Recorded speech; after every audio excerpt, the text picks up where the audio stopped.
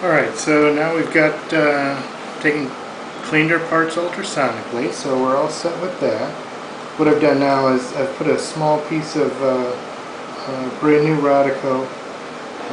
It's like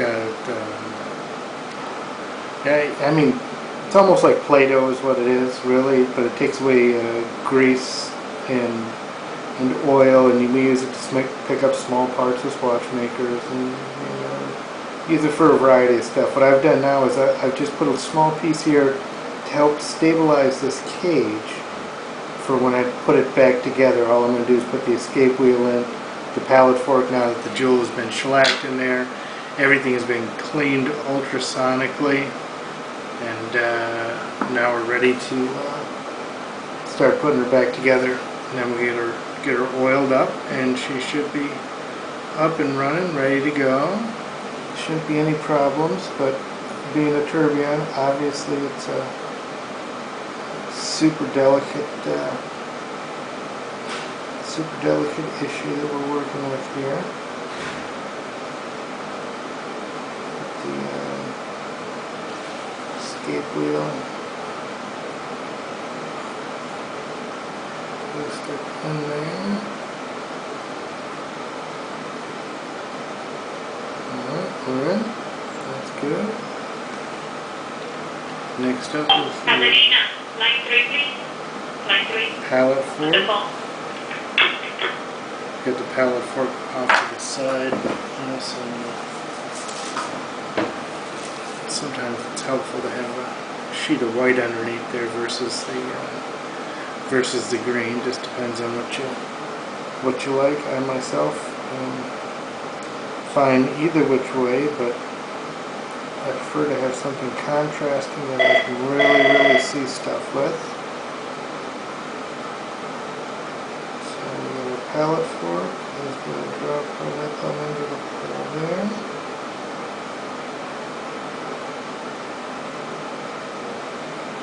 Cells, line 3, cells, line 3.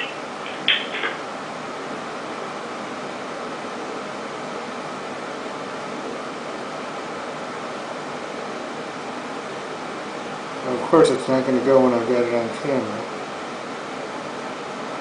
It's sort of like being on a cooking show. You just want to pan away and go back to something else, come back, and then it's done. Put something in the oven, and then ding, 10 minutes later, it's done. Unfortunately, it doesn't quite work that way in real life.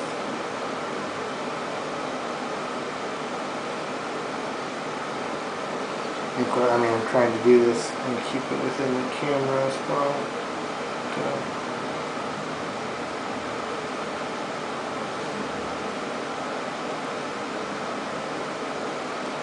Certainly not the easiest thing to try and do.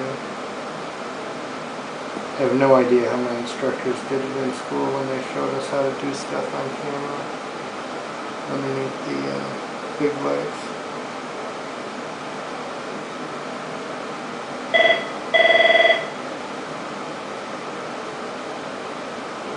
And you see there, I got stuck in the Rodico.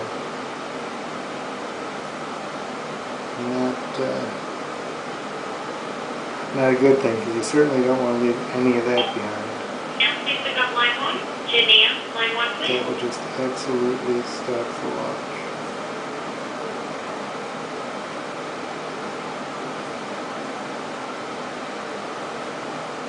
I've seen a few watches that kind of come in from other watchmakers at the big old gob of Rodico stopping something up. And really big old gob is nothing small, something smaller than the head of a pinhead.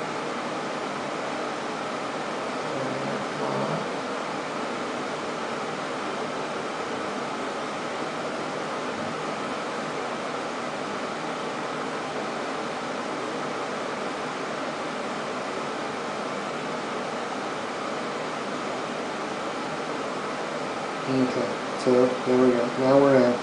Obviously I'm not going to touch it much more. I'm going to try and flatten out that escape wheel a little bit. Then what I do is I'm going to come in with the bottom, I guess would be the middle part of the tourbillon cage. Now I know this gun should be able to drop in like that and stay out of the way of the radical. Hopefully we get that in without the cage shifting and moving all over the place. You can see, I'll find something to point with one of the screwdrivers. You can see here that this post there is in front of that screw hole there. There's a screw hole here opposed to screw hole. So everything lines up. Obviously the jewels line up right on there. So what we're hopeful we can do is get in there with this thing level enough, slow enough, without disturbing that cage, that we can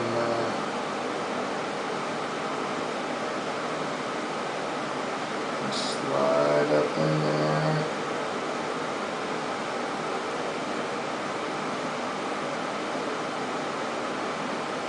Doesn't look like it's going to happen quite that easy, of course.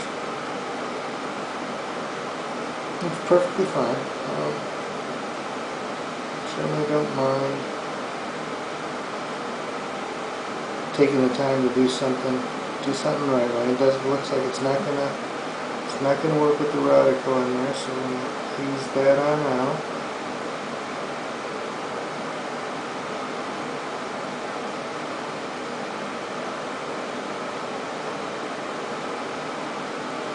Make sure we don't leave any residue at all in there.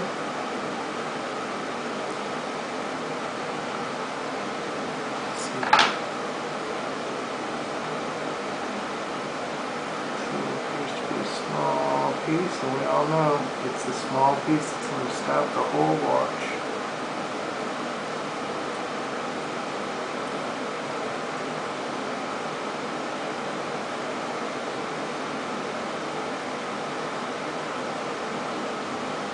Alright, so we got that out of there. Now I know we've moved the cage a bit, and it appears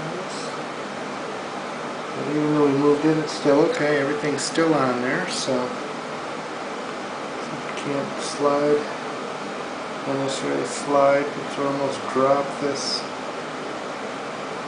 her into place and hope that she settles right in on the spot.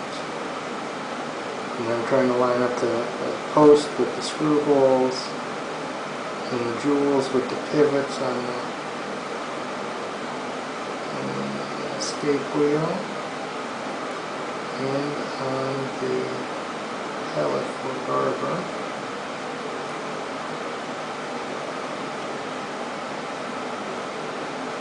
Neither of which have decided to line up. Getting here with a little more powerful loop. Hopefully you can still see what I'm doing.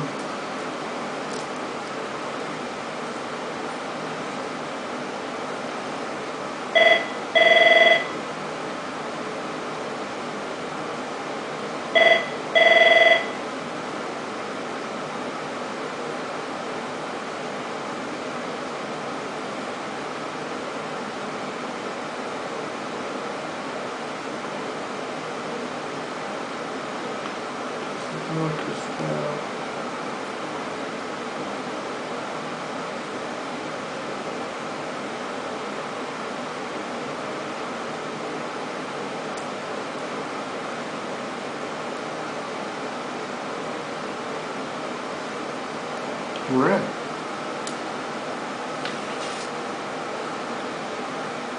Alright, so we got that in, and we're going to take and get our screws for that. We got 3 that hold that bad boy down. And it's 3 of the specular finish, that's where you've got that mirror finish on them. So we've got the 3 of those to put in. If we can get one set, usually one is enough to hold everything together. So we go in here kind of slow and keep our fingers crossed that nothing jumps.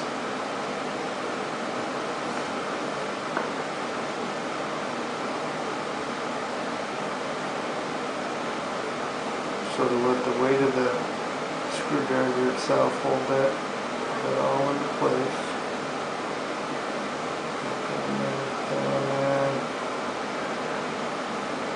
And I'm not going to tighten that screw up too much, just enough. I just wanted enough to hold that one in so I can get another one in.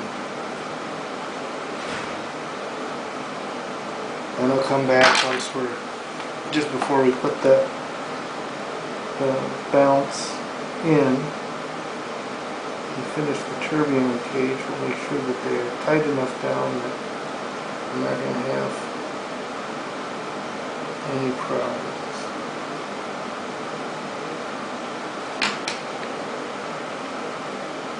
The thing that's so delicate about this is that, you know, when you normally put the screw in, you get the propensity to push down and turn. You really don't want to push down at all. Just want to let the screwdriver set in there, because the screw is pulling itself down into the threads. You just want that side to side tightness. There's no need to push. Now these are all actually nice and tight enough now. I don't need to go back. So now that I got them in, there's two things I want to do. I want to give it about 10 clicks on the mainspring.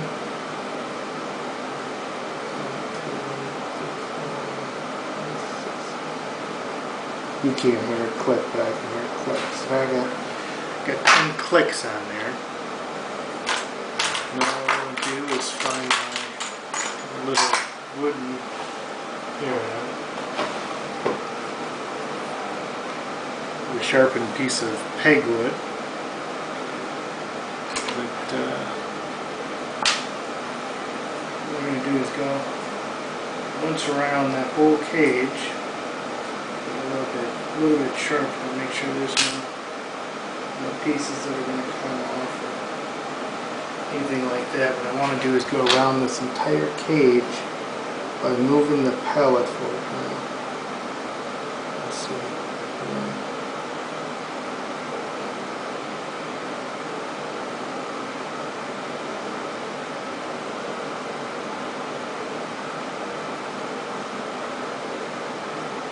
Actually, I only need to go around about 15 clicks. What I'm looking for is to make sure that everything is right as far as the drop of the escapement. I run the bank in, make sure that it clears all the teeth.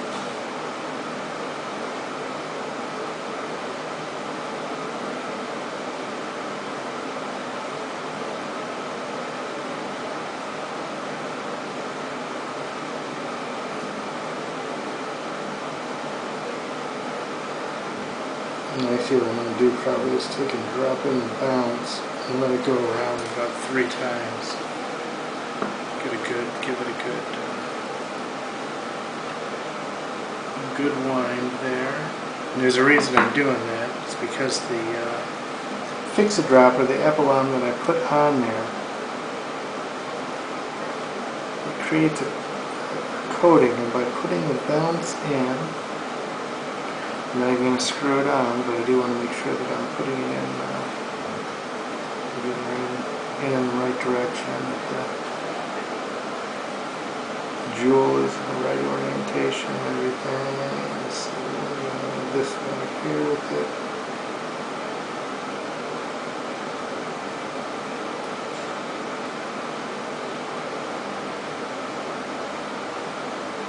This one right here with it.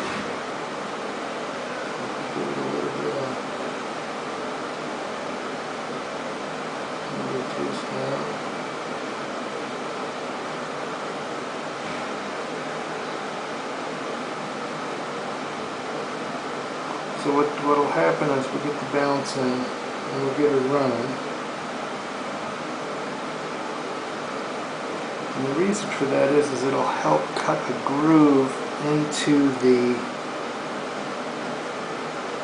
that coating, so that when I do put oil on, it almost stays in that spot.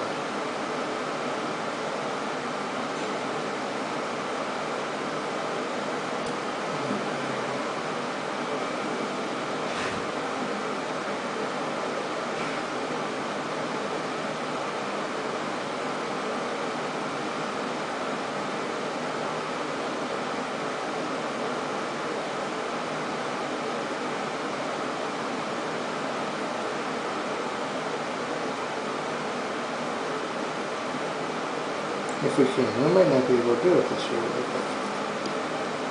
this is how you do it in a regular watch.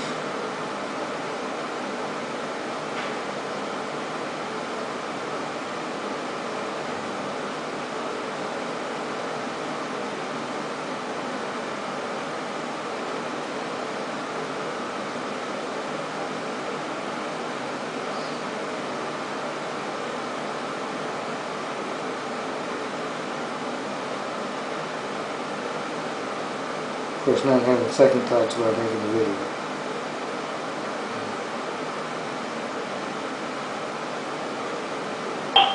Testing, testing.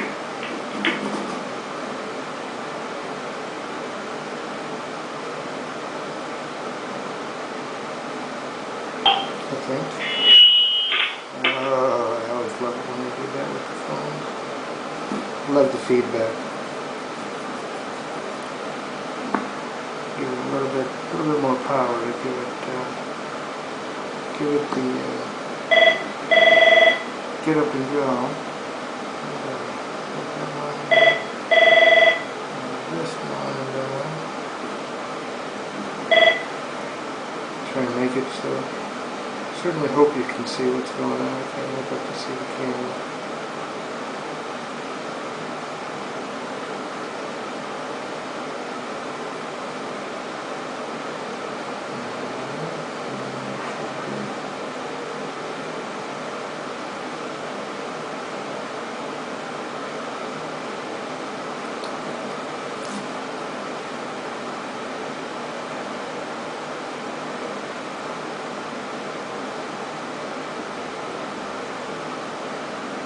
I'm giving me a little jump over every time.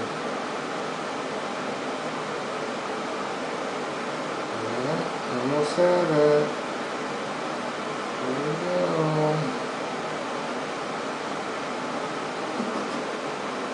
So it's not gonna do very well because the cap jewel is out, but I still have the cap jewel on the bottom. So I'm looking for it. I'm going to give it a little bit more power now to get it up and rolling. So once it goes, it'll go around and around. Let it go around twice if I can. Then take the balance out. Then we're going to oil the pallet fork jewels themselves to make sure that there's plenty of lubrication in the right spot. So I have to lubricate both the pivots of the escape wheel, upper and lower, and then do the pallet fork jewel. You get oil on there and makes it move much smoother. It's called 9415.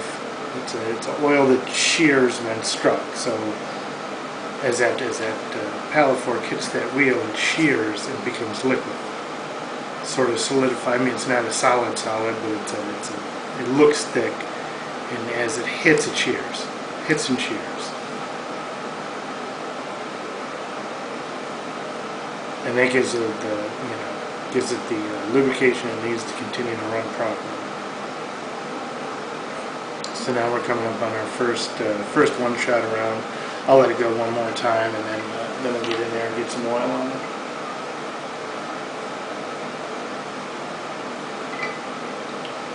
Oil on it.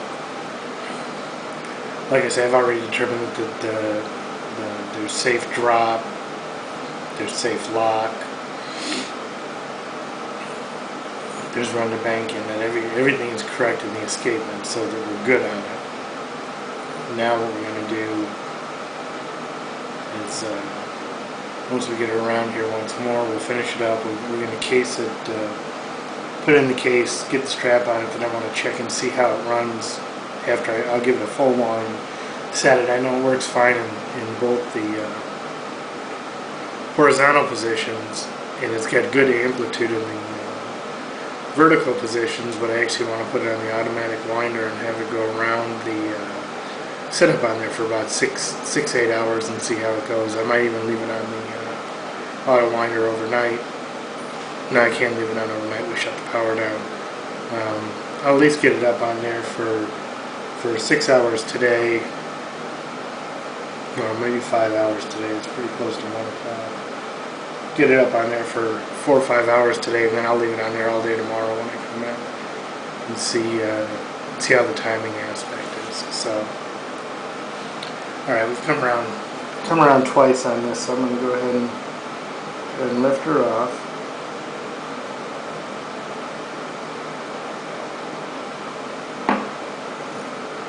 And take the balance up on out the way. Obviously being as careful as possible with it. It's the heart of the watch, so.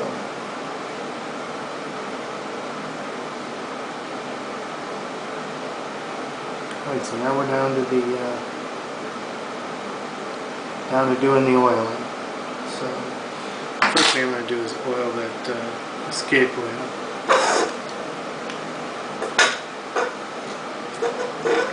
Don't know that I'll do this on camera, but it's very tough to do. I mean, I could probably do it under a microscope. I've done it under a microscope before.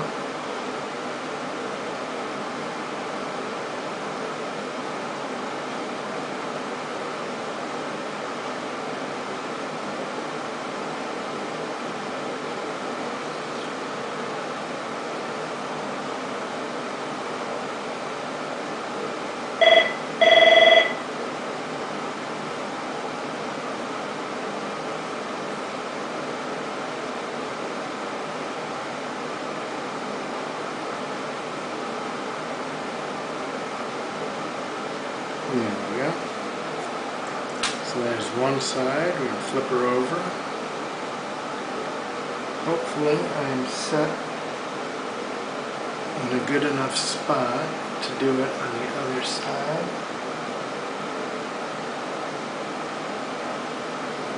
Nope, don't like the position of where I've got it at there, so I'm going to slide this around, do a little bit more of an open space where I can get in there with that jewel. Get in and get that jewel lubricated properly. Okay, there we go.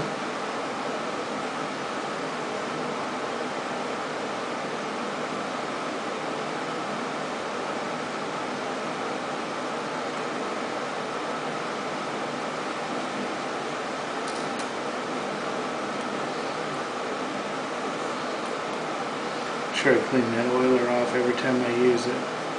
Check to make sure it's clean. Have oil. Check to make sure that the oil is on there. Then I'm going to oil in the pivot. I want to make sure that you actually see the oil leave the oiler.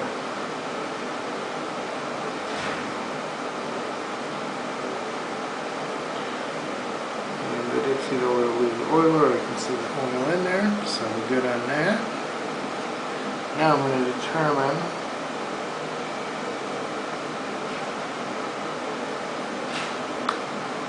what side I would like to do that escape to the pallet fork from.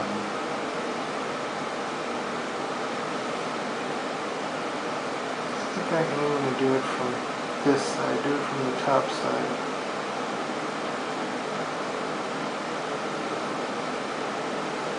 Did notice a little bit of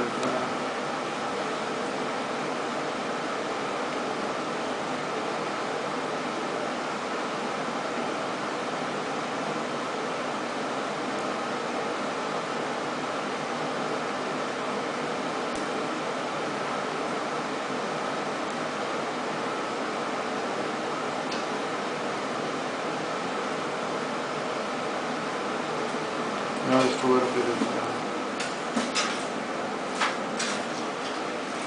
Sorry, baby, I just put something here. This one. I didn't want to disturb you. I'm sorry, but Okay. it had to be done. So I just put it there. I'm sorry to disturb you. No. There was the manager. I'd already told everybody not to come in the office today. She just had to drop something off for me. Alright, so there was a little, I think when I'm talking there might be water droplets in the air. I'm trying not to talk near the watch, but of course I saw on one side to take it off. Doesn't appear that there is any more. I noticed there's a small, appears to be a small piece of shellac on the top of the new jewel I put in, which, you know what? I don't like the way that looks. So, I actually have an oiler that I've sharpened down a few times to almost like a screwdriver tip. This is it. Somebody used it over the weekend and it didn't bother with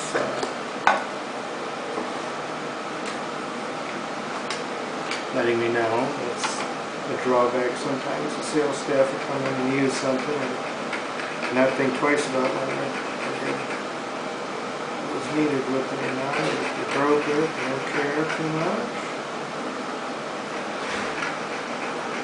Oops, you have Jack on first line. So what I'm going to do is follow it back down to a sharp point again. Actually uses it as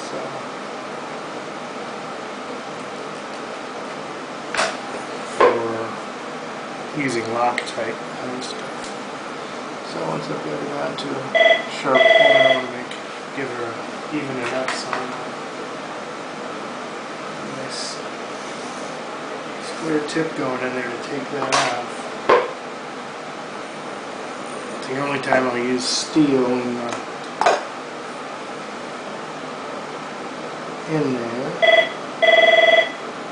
So I actually have to use a more powerful loop.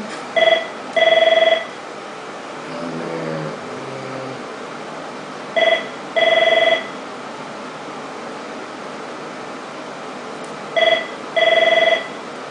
I think the light just right so you see it. Well, you're not going to see it, but I see it.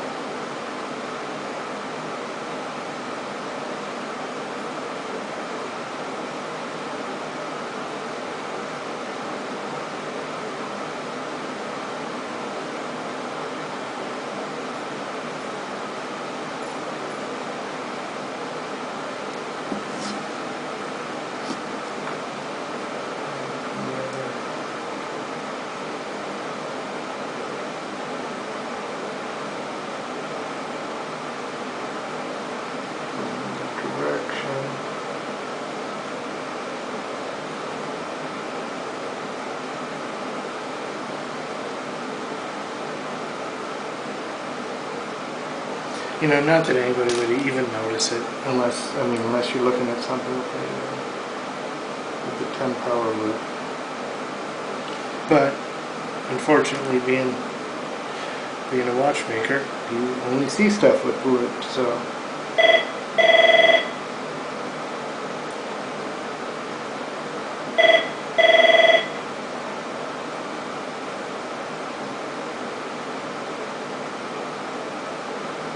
Somebody else would see that and say, oh, that's horrible. Janine, line 1 for Nikki. Janine, line 1 for Nikki.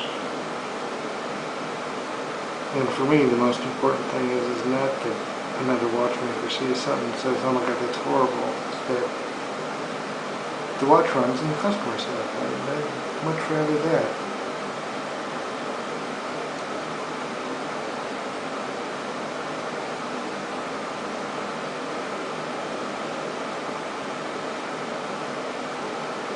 So now we're up. Everything looks good.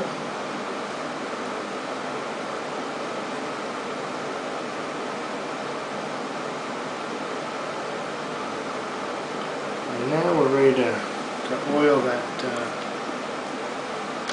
paddle forks done, so I'm gonna probably move this off for a minute and do it because I need to be very, very close. So put it on pause.